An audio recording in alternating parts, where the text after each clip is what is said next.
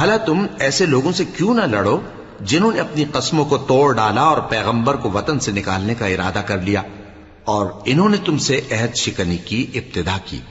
کیا تم ایسے لوگوں سے ڈرتے ہو؟ سو ڈرنے کے لائق تو اللہ ہے اگر تم ایمان والے ہو۔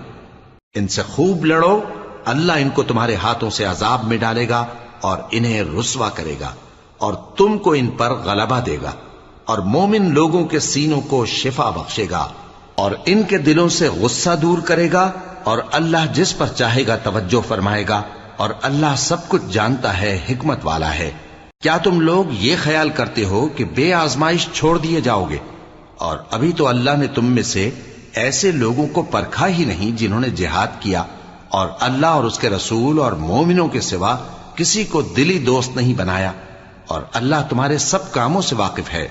مشرکوں کا کام نہیں کہ اللہ کی مسجدوں کو آباد